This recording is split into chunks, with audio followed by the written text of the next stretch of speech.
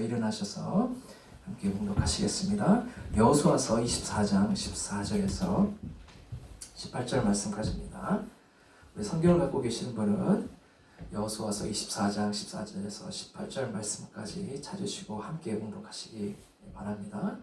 그러므로 이제는 여호와를 경외하며 온전함과 진실함으로 그를 섬기라.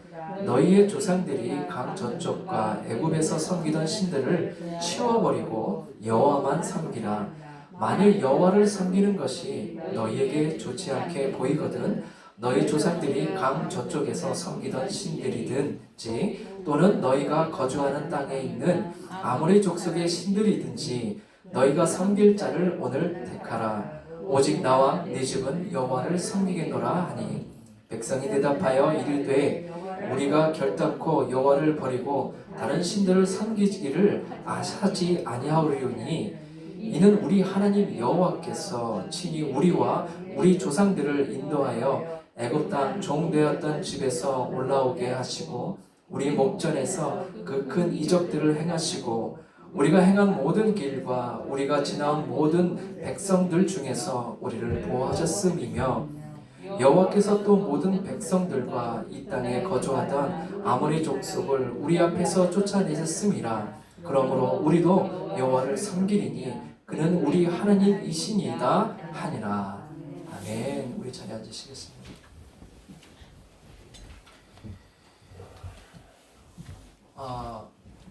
오늘 아침에 교회를 향하실 때 좀 땅이 진눈깨비 같이 비도 내리고 또 얼었던 땅에 녹아서 더 질퍽질퍽하고 운전하시고 오시는데 어떠셨는지 모르겠습니다.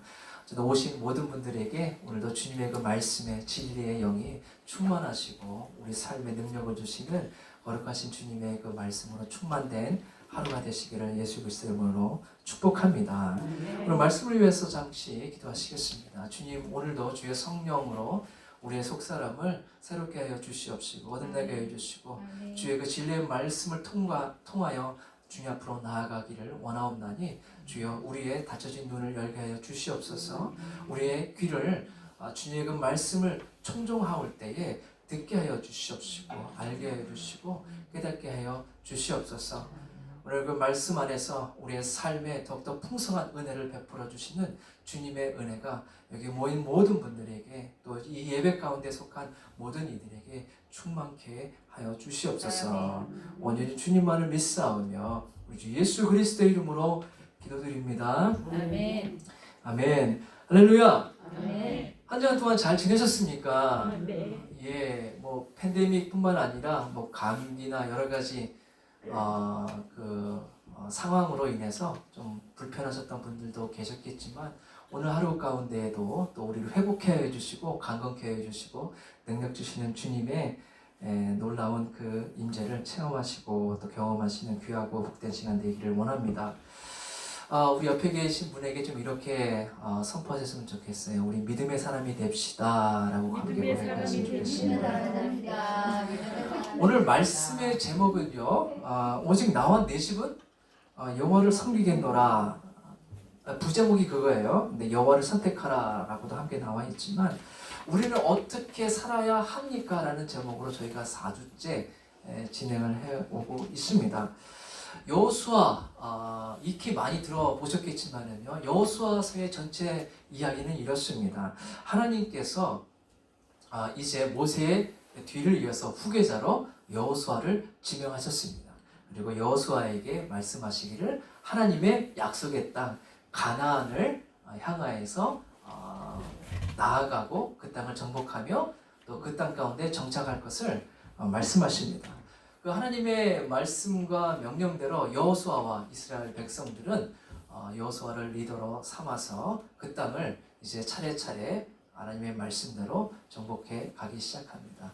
그리고 정복 사업이 어느 정도 마무리가 될 즈음에 세겜이라는 곳에 다 이스라엘 백성들이 모여서 여호수아가 이제 2차 저차해서 하나님께서 저 노예되었던 애굽 땅에서 너희를 이렇게 인도하여 주셨으니 너희는 오직 여호와만을 섬길 것을 약속해라, 약조해라 라는 일장의 그 설교지요. 그 말씀을 그 언약의 그 시간들을 선포하고 있습니다. 그리고 그 요단강을 중심으로 해서 강 동편과 서편 땅에 그 12지파들에게 땅을 분배하게 되어지죠. 오늘 12절 말씀을 그 14절과 15절 그 말씀을 통해서 보시면 오늘 말씀 있죠. 그 24장 우리 14절에서 그 마지막 말씀까지 25절 말씀까지 쭉 살펴보면 오늘은 18절 말씀까지만 함께 보셨지만 이 공통된 단어가 들어가는 것이 있어요. 한번 이렇게 한번 보실까요? 어떤 단어가 지금 공통적으로 들어가고 있죠? 바로 섬기라라는 단어가 공통적으로 거의 매 구절마다 들어가고 있습니다. 곧 이제 여호수아는 하나님께서 말씀하신 사역을 마무리하는 단계에 있는데요. 그 마무리하는 단계에서 방점을 찍는 것이 바로 여호와를 섬기는 그 마음이다라고 역설을 해주고 있습니다. 제가 지금은 좀 많이 바뀌었겠죠. 이전에 미국에서요, 처음으로 차를 구입을 해서 한 5년 정도, 4년, 한 5년 정도 이렇게 몰고 다니다가요, 사고가 나서 토날이 났어요. 그래서 그 차를 폐기 처분하고 새 차를 구입을 했습니다. 이번에 구입할 때는 이제 한국 차를 한번 일부러 정해서 구입하기로 작정을 하고 같은 사이즈의 크기에 같은 용량의 차를 구입을 했습니다. 왜냐면 제가 당시에 버지니아에서 사역을 할 때에 버지니아에서 사역을 하던 그 교회 장소가 어디 있었냐면 3시간 반 정도 떨어진 곳에 있었어요. 매주 3시간 반 올라갔다가 또 사역 마치고 돌아오는, 그래서 차가 도중에 퍼지면 안 되기 때문에 그 차를 서둘러서 구입을 했었는데요. 그리고 이제 차를 구입을 해서 가는데 이게 웬걸요, 새 차라서 좀 기대 반, 또 궁금증 반이 있었는데 한 1시간 정도 좀 안 돼가지고요, 운전을 했는데 이 목이 뻣뻣해지기 시작을 했습니다. 그리고 이렇게 운전을 할 때 운전대를 꼭 잡고 있어야 되잖아요. 3시간 반 되는 동안 운전하는 동안 핸들을 절대 놓으면 안 되는데, 이게 아무래도 이게 핸들을 잡다 보니까 이 마감 처리가 잘못돼서 그런지 핸들에서 그 이음새 부분에서 우둘투둘한 느낌이 쭉 나 있더라고요. 그래서 핸들을 돌리고 조작을 할 때마다 그런 촉감들이 좀 불편하게 느껴지기 시작을 했습니다.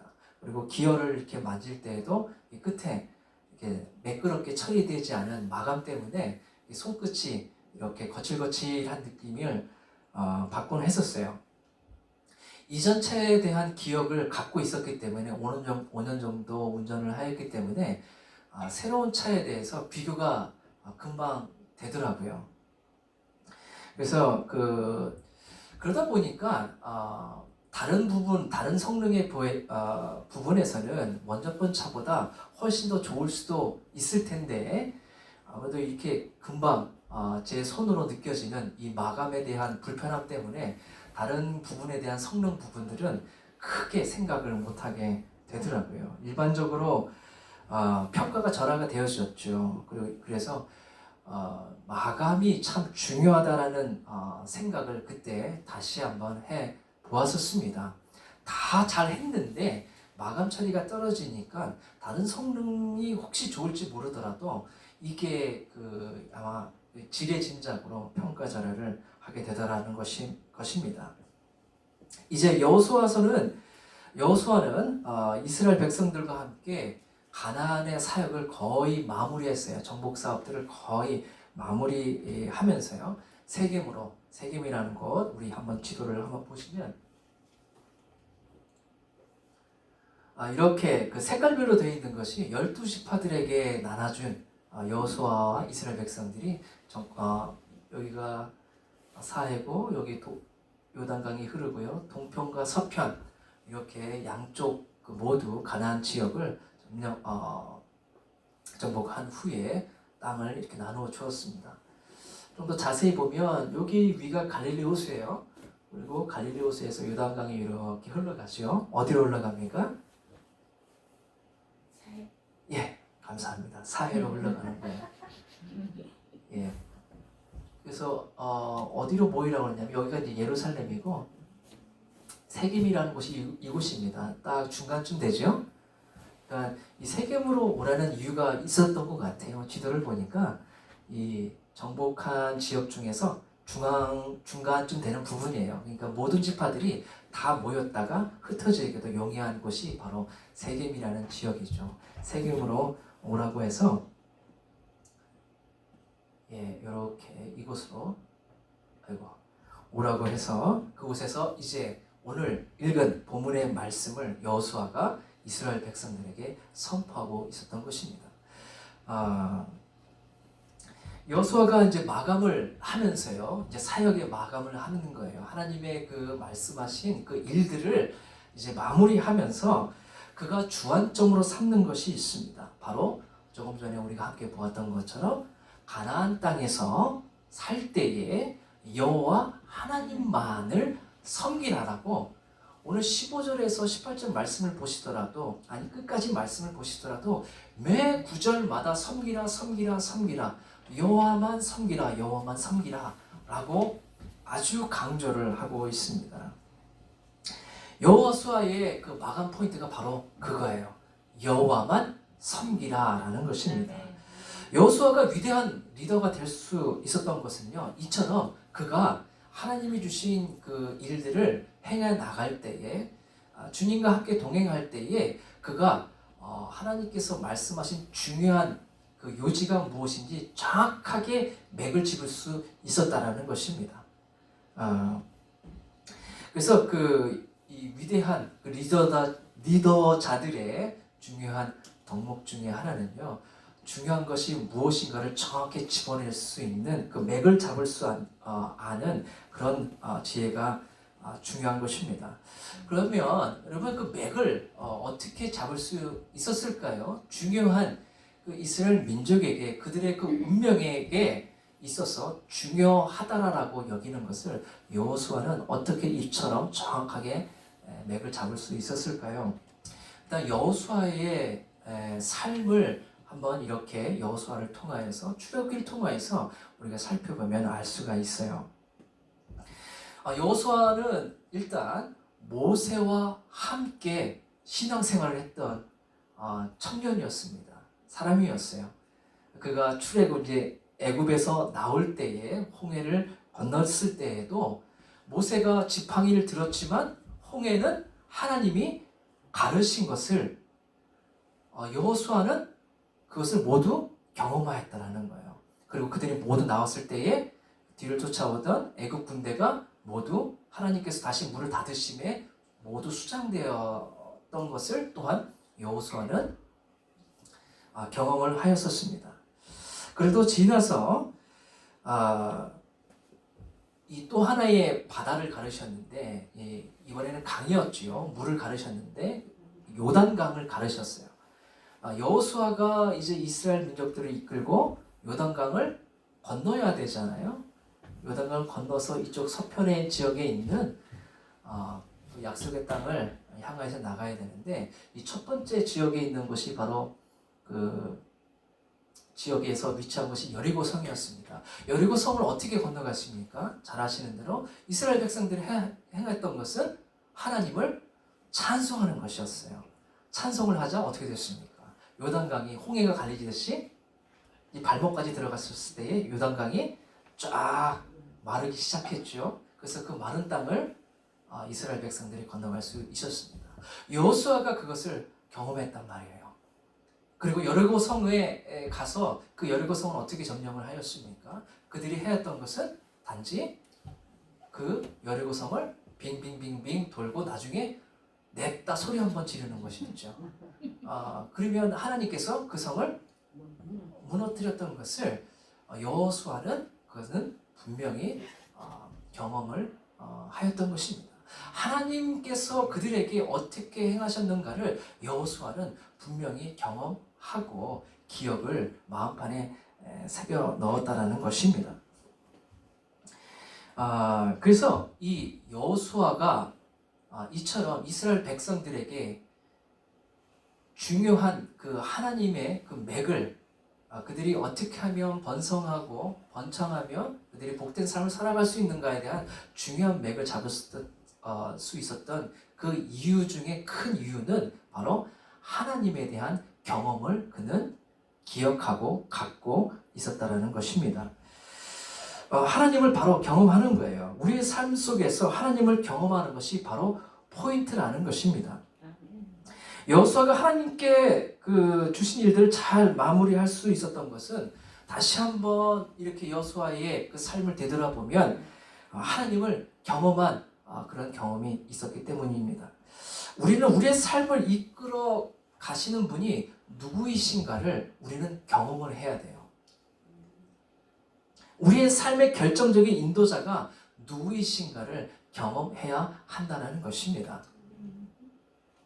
이런 팬데믹이 창궐한 이 시대 가운데에 진정으로 우리의 삶의 소망과 우리의 갈 길에 빛을 비춰주시는 분이 누구이신가를, 우리의 소망을 어디에 두어야 하는가를 우리가 경험해야 한다는 것이에요. 하나님은 성경에서 말씀하시기를 여러 가지로 설명해 주시지만 가장 대표적인 것이 하나님은 우리의 선하신 목자 되어 주십니다. 우리의 인도자가 되어 주신다는 것이에요. 여호수아는 그러한 이 출애굽과 이 여호수아서를 통하여서 그는 하나님께서 그들에게 또한 그 개인에게 선하신 목자가 되어주신다는 것을 매 순간마다 그는 목도하고 경험하였다는 것입니다. 할렐루야. 아멘. 우리의 삶 가운데에서 하나님께서 우리에게 어떠한 은혜와 우리의 삶을 어떻게 인도하고 계십니까? 하나님, 목사님, 여호수아와 이스라엘은 특별하잖아요. 그러니까 성경책에 나오겠지요. 아니요. 여러분, 우리가 어떠한 사람입니까? 우리 자연인은 어떠한 사람들이에요? 우리가 하나님 밖에 있었을 때 우리는 어떠한 사람들이었습니까? 하나님을 알되 하나님께 영원하기도 하지 아니하고 감사치도 아니하고 도리어 패망한, 죄 가운데 멸망한 수밖에 없는 인생이라고 성경은 우리에 대해서 선포하고 있습니다. 그럼에도 불구하고 예수 그리스도의 그 십자가로 말미암아 그 보혈로 말미암아 우리 함께 찬송했잖아요. 보혈 찬송 함께 했었잖아요. 그 보혈로 말미암아 무조건적인 그분의 그 사랑과 은혜가 그 은총이 우리의 삶을 저 어둠의 죽음의 사망 가운데에서 생명의 그 물가로 우리를 인도하여 주셨다는 것입니다. 그러니까 여러분들께서 이 자리에 앉아 계신 거예요. 우리가 예수는 나의 주님이시라고 고백할 수 있는 것입니다. 이것이 여호수아 단지 여호수아와 그 시대의 그 이스라엘 백성만이 누렸던 하나님의 인도하심이 만이 아니라 우리의 삶을 되돌이켜 본다라면 그들의 그 인생들보다도 더욱더 드라마틱하게 우리의 삶을 인도하여 주시고 또 조명하여 주시는 하나님의 간섭하심과 그 경험들을 우리는 이미 해오고 있다는 것을 고백할 수밖에 없다는 것입니다. 여러분 한번 잠잠히 다른 분 말고요. 다른 집사님이나 다른 권사님 생각하지 마시고 나를 한번 생각해 보세요.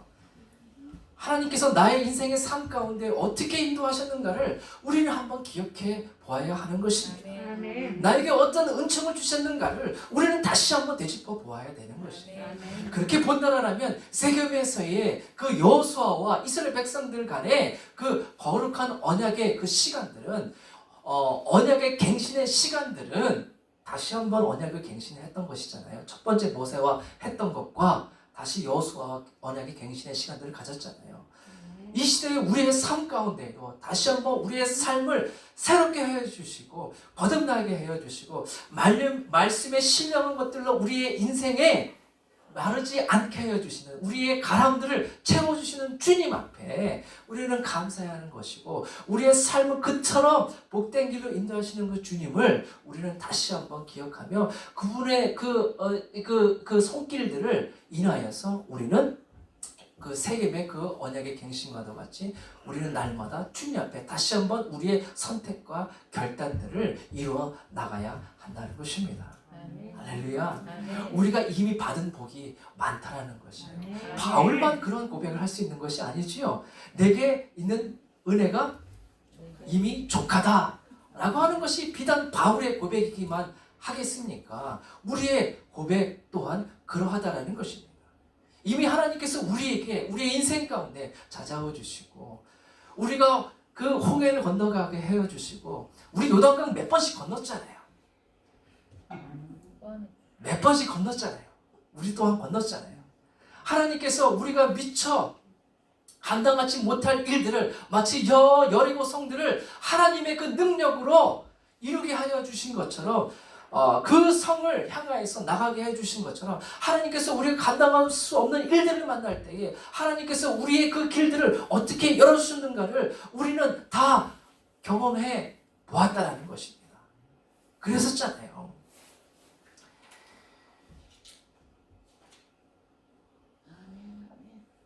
하나님은 우리의 좋으신 선하신 목자이십니다. 예수 그리스도는 또한 우리의 인생을 죽음에서 생명으로 인도하여 주신 분이십니다.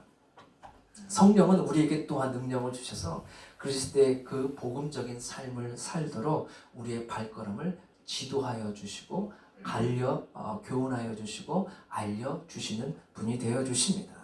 그렇기 때문에 그 은혜가 이미 하나님께서 우리에게 주신 그 수많은 경험들을 우리가 체험했기 때문에 예수 그리스도의 증인된 삶을 우리 또한 살아가야 하는 것입니다. 그렇게 살도록 주의 성령께서는 주 하나님께서는 우리의 삶을 인도하고 계신 줄로 또한 믿으시기 바랍니다. 그렇기 때문에 다시 한번 여쭙고 싶습니다. 이러한 팬데믹 상황 가운데에서, 코비드-19 상황 가운데에서 우리의 길을 인도해 주실 분은 진정 누구이십니까? 하나님이십니다. 꺼져가는 우리의 그 심령에 성령의 불을 던져주시는 분은 누구이십니까? 죽을 수밖에 없는 우리의 영혼 가운데에, 무너질 수밖에 없는 우리 가운데에 그 누가 찾아오셔서 우리에게 힘을 주시고 그 손을 내밀어 주시고 우리 마음의 뜨거운 불을 가져다 주십니까? 바로 예수 그리스도이십니다. 우리는 그것을 벌써 경험한 인생들이라는 것이에요. 그분이 우리를 지금의 우리가 있게 하셨고 앞으로도 우리와 함께 하여 주실 것입니다. 주님은 신실하신 목자이시기 때문입니다. 이것이 영적인 맥이에요. 여러분, 맥을 잡을 때 잘 잡아야 되죠. 다리를 긁을 때도 내 다리를 긁어야지. 다른 사람 다리를 긁으면 아무 소용이 없는 것이에요. 여호수아가 잡았던 맥이 바로 그 맥이라는 것이에요. 그 자신이 경험했던 하나님은 신실하신 분이시라는 거예요. 그 약속하신 말씀을 하나도 땅에 떨어뜨리지 아니하시고 반드시 이루시는 분이시라는 것입니다. 그 약속한 자녀들을 향하여서 선하신 길로 어떠한 상황 가운데에서도 끝까지 그 길들을 만드시고 나아갈 수 있도록 이루시는 분이 바로 여호와 하나님이시라는 것입니다. 이것이 바로 여호수아가 잡았던 맥락이라는 것이에요. 그가 경험하였던 하나님과의 그 관계 가운데에서 이제 세겜에서의 그 언약의 갱신을 할 수 있었던 정확한 맥을 잡을 수 있었던 그 이유는 그가 하나님과 함께하였던 그 하나님을 경험하였던 그것들이 바로 그러한 명의로 탄생하게 하였다는 것입니다. 그의 삶 속에 실제적으로 함께하여 주시고 또 하실 그분을 인식하였다는 것이 핵심 포인트라는 것이에요. 여러분, 지금 우리와 함께 하시는 분은 누구이십니까? 여러분, 마감 포인트를 그래서 잘 잡으시기를 바라겠습니다. 그래서 끝까지 우리 하나님만을 섬기시는 모든 분들이 되시기를 축복합니다. 제가 이전에 아주 오래전이죠. 벌써 오래전에 그 이제 전기 기사로 엔지니어로 이제 근무를 잠깐 한 적이 있었어요. 근데 여러 가지 에피소드가 있는데요. 그 아파트를 보통 이제 지으면 여러분 그 아파트 뭐 20층이 되건 30층이 되건요. 일단 보통은 이렇게 지어져요. 1년 동안에는 땅을 팝니다. 왜요? 기초가 굉장히 중요하기 때문에 그렇습니다. 층수가 높아질수록 땅 파는 기간이 더 길어질 수밖에 없는 이유입니다. 1년 동안 땅을 파요. 그리고 2년 동안에는 이제 기초부터 해서 쭉 건물을 올리기 시작을 합니다. 그러면 이제 건물은 다 완성이 되어져요. 3년 정도 되면 보통 아파트 건물, 외형에 보이는 아파트 건물은 다 이루어집니다. 그런데 또한 1년이 공기 가운데 포함이 되어져 있어요. 뭐냐면 1년은, 나머지 1년은 애프터 서비스. 중요하죠. 애프터 서비스 기간이에요. 마감의 마감이라고 할 수가 있는 거예요. 마감도 다 하고 겉에 보이는 모든 외형을 다 마쳤지만 그 외에 눈에 보이지 않는 그것들을 1년이라는 시간을 두면서 끝까지 마감의 마감을 하는 시간을 1년을 갖습니다. 적지 않은 시간이죠. 전체 공기로 따진다면 4분의 1을 차지하는 시간이에요. 결코 작지 않은 시간입니다. 그래서 이제 보통 이제 완공이 되어지고 입주가 시작되어지면 그때부터 이제 애프터 서비스 기간이 이제 말하자면 시작을 해요. 근데 제가 저와 가깝게 지내던 그 기사 한 명이 이제 그 마감 기간 동안에 아파트에 남게 되어졌는데 어느 날은 그 이제 불만 접수가 온 거죠. 그래서 마감에 문제가 생긴 거예요. 그래서 그 불만이 접수된 곳으로 갔습니다. 근데 아무리 체크업을 해봐도 이상이 없는 것 같은데 아마 제가 몇 번 너무 재미있는 에피소드라서 나눈 적이 있었는데요. 겨울철 특별히 이렇게 뭐 알래스카는 두말할 것도 없이 한국 겨울도 춥잖아요. 이렇게 온도를 이렇게 올리면 오히려 온도가 자꾸 내려가니까 이게 어찌된 일인가 하고 문의를 한 것이에요. 그래서 그 기사가, 친구 기사가 살펴봤는데 아무런 이상점을 찾을 수가 없는 거예요. 그런데 그 문제점을 발견한 것이 또 다른 그 접수가 신청이 되어졌는데 집이 너무 덥다는 접수가 된 거예요. 바로 옆집이에요. 그래서 무슨 일인가 하고 다시 한번 재검을 가봤더니, 여러분 그 건물 한국하고 여기 미국하고는 조금 다르죠. 여기는 미국은 주로 목조 건물이잖아요. 한국은 주로 콘크리트, 철근 구조입니다. 그래서 여기 보시면 이게 뭐 공사장에 가시면 한국에서는 흔하게 보는 거예요. 뭐 이렇게 막 철근 뭐 위에 그 상부근 하부근 뭐 그리고 이렇게 올라와 있는 노란색 선들 보이시나요? 이거는 선은 아니지만 파이프예요. 여기다가 이제 나중에 콘크리트가 타설이 되면 그 안에다가 전선을 집어넣어서 건물을 이제 완성하게 되어지는데요. 그 아파트의 문제가 뭐였었냐면, 이게 이제 보일러잖아요.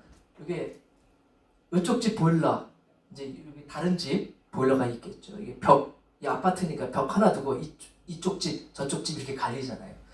보면 이렇게 보일러로 우리 집의 온도 조절하는 컨트롤러 있죠.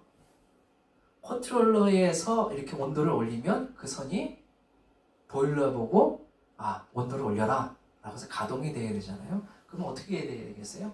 당연히 우리 집은 우리 집 걸로 남의 집은 남의 집 걸로 가야 되잖아요. 그 집은 어떻게 됐었냐면 이렇게 잘 올라왔는데 우리 집게 저쪽 집으로, 저쪽 집게 우리 집으로 올라가는 거예요. 이게 잘못 그 시공업체에서 시공을 할 때 이렇게 아까 잠깐 보셨지만 철골로 이렇게 올라가니까 조금 주의를 잘못하면, 선택을 잘못하면 엄한 파이프를 가지고 엄한 집에다가 연결을 하게 되는 것이에요. 그러니까 이쪽 집에서 추워서 보일러를 올리라고 막 온도를 올리잖아요. 이쪽 집에 보일러가 돌아가는 거예요. 그래서 이쪽 집은 더우니까, 아니 무슨 아파트가 새 아파트라도 그렇지 이렇게 더우면 사람이 살 수가 있나고 온도를 계속 떨어뜨리는 거예요. 그러니까 이쪽 집은 계속 온도가 내려가는 거죠. 이쪽 집은 다시 이 아파트가 하자가 있더라도 그렇지 어떻게 이렇게 집이 이렇게 추워 계속 온도를 올리는 거죠. 그럼 이쪽 집은 다시 또 내리는 거예요. 그럼 이쪽 집은 계속 추워지는 거예요. 올릴수록 추워지고 내릴수록 올라가는 이런 순환이 반복되는 거예요. 그래서 어떻게 해야 되겠어요? 바꿔야 돼요. 근데 이제 문제는 뭐냐면 이런 드라이월이나 일반 목조가 아니라 이 콘크리트예요. 이걸 다 깨부셔야 돼요. 깨서 어떻게 만들어야 되냐면 이렇게 만들어야 된단 말이에요. 그러니까 말하자면 이 부분을, 그 콘크리트 월 부분을 다 부수고, 그 수밖에 없어요. 다 부수고 다시 배관을 해야 되는 거예요. 말 그대로 리폼을 해야 되는 거예요. 그냥 이렇게 몇 군데만 해서는 전혀 될 수 없다는 것입니다. 벽을 헐고 리폼을 해야 되는 거예요.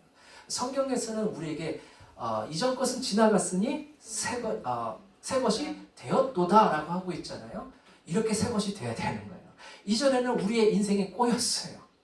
죄로 말미암아 세상의 풍조에 이리 흔들리고 저리 흔들리고 넘어지고 자빠질 수밖에 없는 인생이었다면, 하나님께서 말씀하시는 새로운 피조물이란, 이전 것은 지나갔고 새로운 피조물이 됐다는 것은 완전히 허물고 새롭게 짓는 수밖에 없다는 것입니다. 그 리폼의 그 맥은 바로 우리 주 예수 그리스도의 그 십자가라는 것이에요. 지금 여호수아는 이스라엘에 있는 백성들에게 새로운 언약의 갱신을 요구하고 있는 것입니다. 그들이 어땠어요? 모세하고 이러한 언약의 갱신을 하였잖아요. 하나님은 우리 하나님이 되어지고 하나님은 그들의 하나님이 되어줄 것이라고, 우리는 하나님의 백성이 되고 우리는 우리 하나님이 될 것이라고 언약을 갱신하였음에도 불구하고 그들이 광야에서 40년을 돌았던 이유는 엉킨 거죠. 이렇게 엉킨 거예요. 그것을 다시 푸는 방법은 새롭게 리포메이션, 그래서 40년의 그 기간들이 필요하고, 광야의 이 세대들이 이제 새롭게 출발을 하고 있는 것입니다. 우리는 새롭게 되어진다는 것은 예수 안에서 reformation, 우리의 삶이 새로운 자로 거듭나여진다는 것은 어느 하나만 바꿔서는 결코 되지 않는다는 것입니다. 모든 것이 제대로 다 제자리에 있어야 한다는 것을 의미하는 것입니다.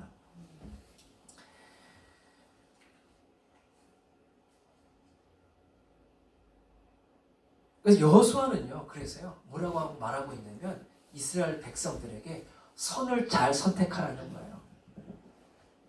이건 이제 잠깐 또 보여드리면 이렇게 보이신 것처럼 혼동이 돼요. 이렇게 철골밖에 뼈밖에 없을 때에는 하다 보면 그럴 수도 있어요. 그렇기 때문에 혼동하면 안 되는 거예요. 이쪽 집과 저쪽 집을 혼동하면 나중에 더 큰, 너무도 크나큰 그 힘을 들여야 하는 것입니다. 이 여호수아가 이스라엘 백성들에게 말하고 있는 것은 선을 잘 선택하라는 거예요. 이쪽 선과 저쪽 선이 다 이쪽 것도 노랗고 저것도 노랗고 이것이 그거 같고 그것이 저거 같이 보인다 할지라도 잘 구분해서 이 세상의 사람들과 하나님의 사람들 그 사이 가운데에서 잘 선을 선택해서 연결하라는 것입니다. 이 선이 우리 집 것 같고 저 선이 우리 집 것 같이 보이기 때문에 혼동하지 말고 이스라엘 집이 자신의 그 선택해야 할 그 선을 바른 선택을 하라고 말하고 있는 것이죠. 곧 이 다른 집의 선은 무엇이에요? 오늘 그 말씀에서도 보여줬지만 그 다른 선은요, 어떤 선이냐면 우상의 선이에요.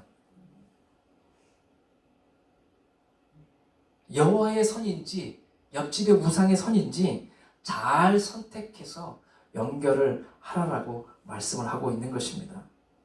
우리 14절 말씀을 잠깐 보시면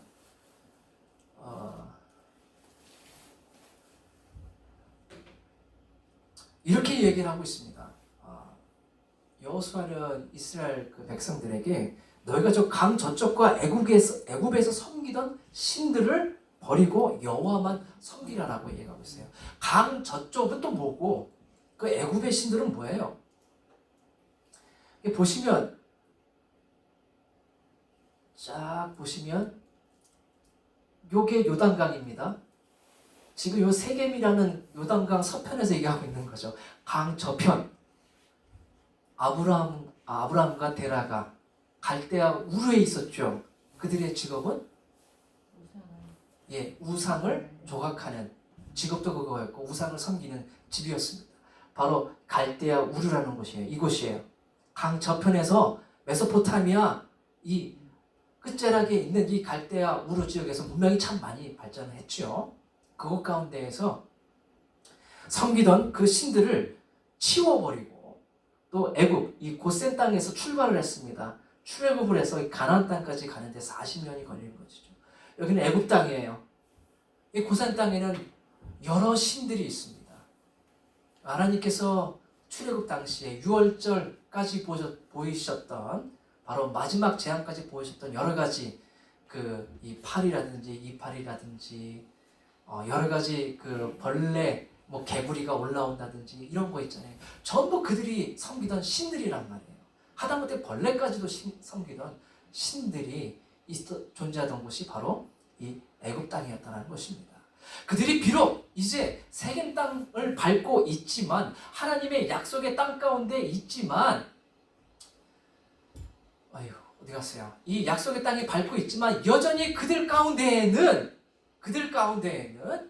선을 여전히 구별하지 못하고 혼동된 가운데에 잘못된 선을 연결하고 있던 백성들이 충분히 많았다는 것이에요.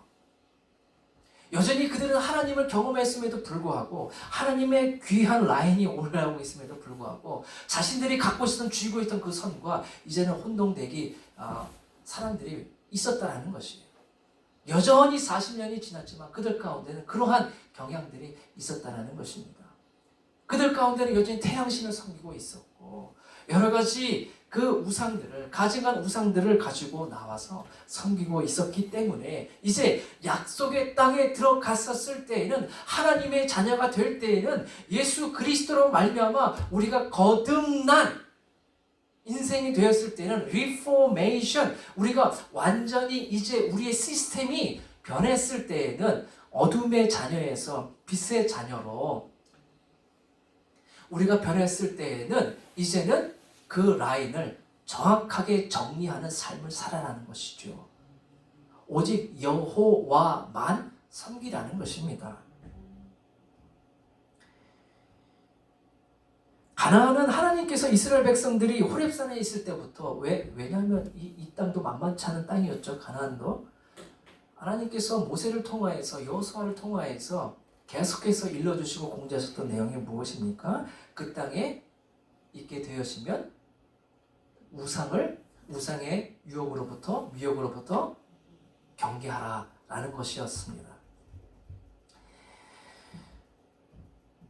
하나님께서 그 이스라엘 백성들이 호렙산에 그 모세하고 있을 때부터 우상 숭배를 경계할 것을 말씀하신 땅이에요. 가나안은 하나님이, 참 아이러니한 것이요, 가나안은 하나님이 주셨던 땅이지만 우상 숭배가 창궐한 땅이었어요. 하나님이 약속하신 땅은 젖과 꿀이 흐르는 땅이었지만 땀과 수고의 길쌈을 해야만 하는 그러한 수고의 땅이었다라는 것입니다. 가나안은 하나님이 주셨던 땅이지만 우상 숭배가 가득한 곳이지요. 그리고 이스라엘 백성이 그곳으로 가기 위해서는, 그렇기 때문에 편안한 마음으로 가는 것이 아니라 어떤 마음으로 가야 합니까? 비장한 마음으로 가서 가나안 땅에 있는 그 족속들과 전쟁을 해야 했습니다. 곧 영적으로 그들이 혼합 가운데 혼합되어진 삶을 살지 않고 이것과 저것이 마구 섞인 삶 가운데 살지 않도록 그러한 삶을 살아가야 했습니다. 그래서 이게 뭐예요? 이게 뭐 하는 겁니까? 아마 아시는 분 잘 아실 거예요. 이제 봄철 되면 이제 기경을 하는 거죠. 밭을 가는 거예요. 옛날에는 이제 소 뭐 한 결이나 두 결이나 이렇게 소 한 마리나 이렇게 가지고 땅을 기경했지만 이 밭을 기경하는 농부의 모습입니다.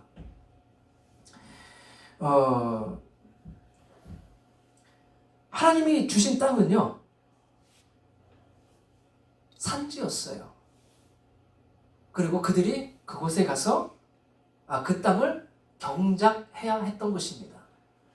물리적으로 뿐만 아니라 영적으로도 그들은 그 땅에서 하나님의 백성으로 그들의 삶을 날마다 여호와만 택하는 삶을 살아갈 수 있도록 그들의 마음의 밭을 날마다 경작해야 했던 것입니다. 영적인 경작을 해야 되는 것이 바로 가나안 땅이었다는 것이에요. 두 학생의 그 대화에 대한 그 예화를 제가 본 적이 있는데요.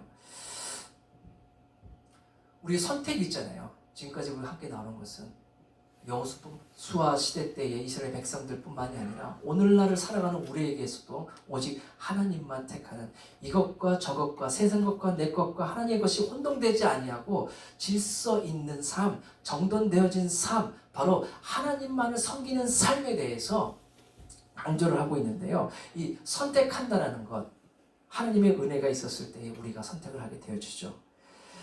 이 두 대학생이 이제 대화를 하는 거예요. 이 선택에 대한 대화를 나누는데요. 네팔인 친구를 둔 미국인 대학생이 있었던 거죠. 이제 식료품 가게에 차를 태워주는데, 유학생이니까 이제 차가 없었던 모양이에요. 그래서 차를 태워주는데 이 말을 하는 거예요. 내가 예수 그리스도를 믿는 것을 내가 선택할 수 있다라는 얘기야? 다른 말로 하면 내가 섬길 신을 내가 선택할 수 있다라는 거야? 라고 놀랍게 눈을 크게 뜨면서 그 미국인 친구한테 물어보더라는 것입니다. 같은 대학의 유학생이었는데 매주 성경 공부에 그 몇 개월간 왔었던 거예요. 성경 공부를 통해서 말씀을 접하고 하나님이 누구신지, 예수님이 누구신지, 성령님이 어떠한 분이신지에 대해서 함께 나눴던 것이죠. 그럼에도 불구하고 몇 개월이 지나서 예수님을 내 마음의 구주로 선택할 것을, 마치 여호수아가 여호와만 섬길 것을, 우상신은 치워버리고 여호와 하나님 한 분만을 선택할 것을 그들에게 이 언약 갱신을 통하여서 말하고 있는 것처럼, 예수 그리스도를 나의 구주로 선택할 수 있다는 그런 사실에 대해서 몇 개월간의 성경 공부를 통하였지만 그는 그 얘기를 듣게 되었을 때 선택할 수 있다는 것에 대해서 크게 놀랐다는 것이에요. 왜냐하면 이 네팔인 그 친구는 유학 오기 전에요, 이 네팔에서는 선택의 여지가 없었던 거죠. 선택이 주어지지 않고 태어난 곳에 믿음을 따라가는 그런 문화 속에서 자랐던 것입니다. 이스라엘 백성들은 오직 홀로 주님만을 섬기거나 그들을 둘러싼 이방 민족의 우상을 섬길지를 결정해야 하는 그러한 갈림길에, 선택의 기로에 서 있었던 것이죠. 하나님은 분명히 그분을 따르도록, 하나님께서는 이스라엘 백성들에게 야, 나를 따르라 라고 하나님의 은총을 주실 뿐만 아니라 강제적으로 하실 능력이 충분히 있으심에도 불구하고 그렇지 아니하시고 하나님께서는 우리에게 선택의 그 여유를 주셨다는 것입니다. 하나님께서는 강제적으로 하지 않으셨어요. 우리를 인격적으로 대하신 것입니다. 대신에 우리가 그분을 선택하도록 하셨습니다. 물론 그 선택에는 하나님의 그 은혜가, 은총이 있어야 그 주님을 선택할 수 있는 것이죠. 여호수아가 말했듯이 만일 여호와를 섬기는 것이 너희에게 좋지 않게 보이거든 너희 열조가 강 저편에서 섬기던 신이든지 혹 너희의 거는 땅 아모리 사람의 신이든지 너희 섬길 자를 오늘날 택하라. 오직 나와 내 집은 여호와를 섬기겠노라. 그러나 너와 나와 가족은 주님을 섬길 것입니다 라고 여호수아가 공표를 한 것입니다. 여러분, 오늘날 하나님께서는요, 수천 년 전에 이스라엘 백성들에게 하셨던 것처럼 똑같이 우리가 누구를 따를 건가를 선택하도록 허락해 주셨어요. 우리는 문화와 전통이 우리의 그 문화와 전통이 우리가 결정 내릴 때에 우리의 그 기초가 되는 것을 우리가 허용할 필요가 없어요. 무슨 말이에요? 우리가 배우고 자란 곳 가운데에서 우리 한국도 옛날에는 다 유교주의에다가 불교에다가 그죠? 있었지만 주님의 은혜가 우리에게 주어졌을 때는 우리에게 하나님께서는 우리가 선택할 수 있는 그러한 그 이유를 그 마음들을 주셨다는 거예요. 여호수아처럼 우리도 하나님을 섬기는 용기를 가져야겠습니다. 모든 것은 하나님이 이루십니다. 또 하나님께서는 우리의 그 결단의 소리를, 그 응답을 받기를 원하신 줄로 믿습니다. 우리의 삶을 주님께서는 인격적으로 또한 부드러우신 그 방법으로 인도하고 계시다는 것이에요. 억지로가 아니라, 강요가 아니라 우리 삶에 여호와를 사랑하는 마음으로서 우리 삶 속에 오직 예수 그리스도가 우리의 참되신 목자 되신 것을, 참 진리인 것을 우리가 알고 깨달으며 그분을 택하며 나아갈 수 있도록 주님은 오늘도 우리에게 그러한 선택의 시간들을 주신다는 것입니다. 그러나 여러분, 내가 혹시 잘못된 것을 선택하면 어떡하지? 걱정하실 필요 없어요. 주님의 말씀은 우리에게 큰 능력으로 유대인이나 이방인이나 평등하게 주어주시는 하나님의 구원의 능력이 된다라고, 복음은 그런 능력을 갖고 계신다라고 우리에게 말씀해 주시고 계십니다. 여러분, stick to the word. 주님의 그 말씀에 굳건하게 붙어 계시기를 바라겠습니다. 주님의 말씀 끝까지 붙잡고 나아가시기를 바라겠습니다. 그렇다면 그 말씀 가운데에 우리는 주님을 향한 그 선택의 그 은혜를, 그 길들을 걸어가게 될 것입니다. 우리 함께 15절 말씀을 한번 15절 말씀 띄워주시겠어요? 함께 읽으면서 말씀을 마치기를 원합니다. 함께 읽겠습니다.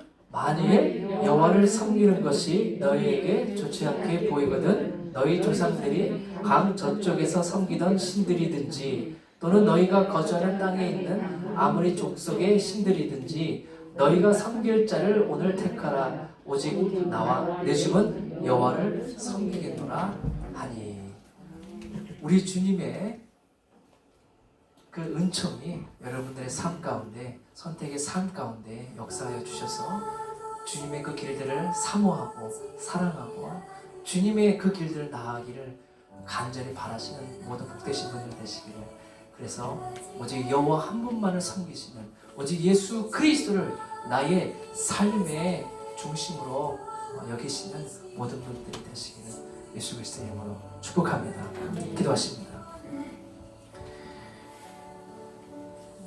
오늘 이 시간 다시 한번 우리의 마음을 새롭게 갱신하여 주시는, 거듭나게 해주시는 그 주님을 의지하여서 결단의 기도를 하기를 원합니다. 하나님, 내가 더 이상 다른 그 소리를 듣지 아니하며 세상의 풍조 가운데 흔들리지 않기를 원하오며 오직 주님을 향하여서 순전한 마음으로 오직 주님만 바라보며 나아가기를 원합니다. 우리 다시 한번 믿음의 결단의 기도를 주님 앞에 함께 드리며 나아가십시다.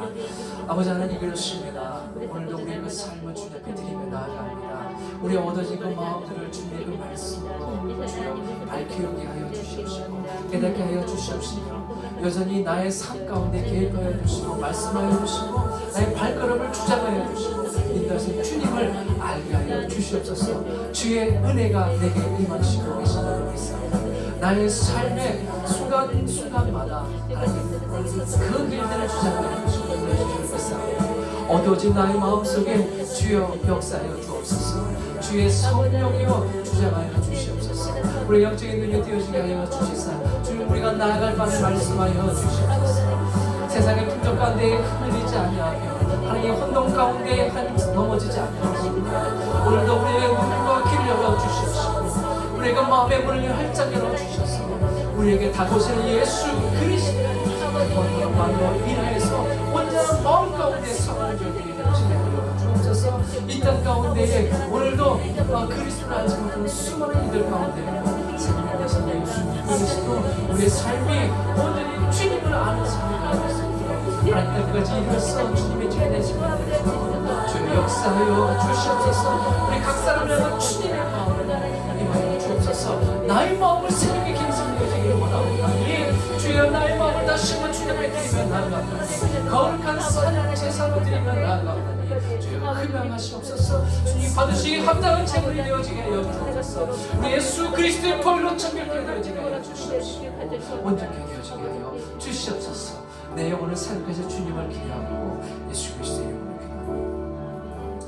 우리 주 예수 그리스도 그 놀라우신 주님이 그 사랑이 나를 강권하여 주십니다. 아멘. 하나님, 오늘도 주님 앞에 온전히 서 있기를 원하옵나니 잃어버린 나의 마음 가운데에 식어버린 나의 마음 위에 주의 성령의 그 불꽃으로 하나님의 그 사랑의 그 마음으로 온전히 찾아와 주시고 하나님 부어주셔서 얼어붙은 나의 마음을 녹이시옵시고 아버지 단단히 굳어버린 나의 마음 위에 눈 녹듯이 녹아버리게 하여 주시옵소서. 주의 사랑을 알게 하여 주셔서 주의 그 길들로 나아가여 주옵소서. 우리 주 예수 그리스도의 그 말씀하신 그 길들을 선택하며 그 길들로 나아가는 주의 복된 자녀 되어지게 하여 주옵소서. 우리의 결단하며 우리의 삶을 다시 한번 주님 앞에 드리며 나아가옵나니 주의 언약의 공동체에 갱신되어진 그 자녀의 그 마음들로 되어지기를 원하옵나니 주여 오늘도 우리를 새롭게 하여 주옵소서. 그 예수 그리스도의 십자가의 보혈의 권능의 능력으로 우리를 새롭게 빚어 주시옵소서.